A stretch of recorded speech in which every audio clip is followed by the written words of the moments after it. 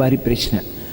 మంచిదే, ఆడవారు వెలుపల ఉన్నా పూజ చేసుకోవడానికి అభ్యంతరం అనేటటువంటి ప్రశ్న అసలు ఎక్కడా లేదు. ఎందుకు లేదు అంటే, పూజ అనేటటువంటిది ఎవరు చెయ్యాలి అంటే ఇంటి యజమాని చెయ్యాలి. ధర్మపత్ని సమేతస్య అనుంది కానీ ధర్మపతి సమేతస్య అని ఉండదు సంకల్పం. అంటే దాని అర్థం ఎవరు చెయ్యాలని? యజమాని చెయ్యాలి. యజమాని చేసి, నేను పూజ చేసిన కారణం చేత నా పత్ని బిడ్డలు అందరూ సుఖంగా ఉండాలని యజమాని కోరుకోవాలి. కాబట్టి ఇప్పుడు ఇల్లాలు వెలుపల ఉంటే ఇంట్లో పూజ చేయడానికి అభ్యంతరం ఎక్కడుంది? అభ్యంతరం ఏం లేదు. ఆవిడ వెలుపల ఉంటే ఆవిడ కాదు కదా పూజ చేసేది, మీరు చేసుకోవచ్చు. ఒకవేళ ఆవిడ వెలుపల ఉందండి, పిల్లలు చిన్నవాళ్ళు, వాళ్ళ బాగోగులు చూడాలి, వాళ్ళకి వేళకి పలహారం పెట్టాలి, ఏదో పాలు కాచివ్వాలి, అటు అది ఇది కూడా కష్టం అనుకుంటే, నేను ఇందాక చెప్పాగా లఘువు చేసుకోండి.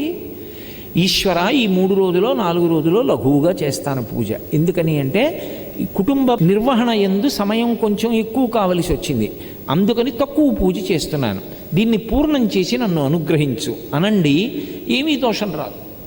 ఇక ఆమె వెలుపల ఉంటే దీపం పెట్టడానికి అభ్యంతరం ఏముంది? పూజలో అంతర్భాగం దీపం పెట్టడం, పూజే చెయ్యొచ్చు అని నేను చెప్తుంటే దీపం పెట్టడానికి అభ్యంతరం ఏముంది? అభ్యంతరం లేదు. నేను ఇవన్నీ దేన్ని ఆధారం చేసి చెప్తున్నానంటే, ఆవిడ వెలుపల ఉన్నారు అంటే ఆవిడ వేరే కూర్చున్నారు అన్న భావన దృష్టిలో పెట్టుకు చెప్తున్నాను.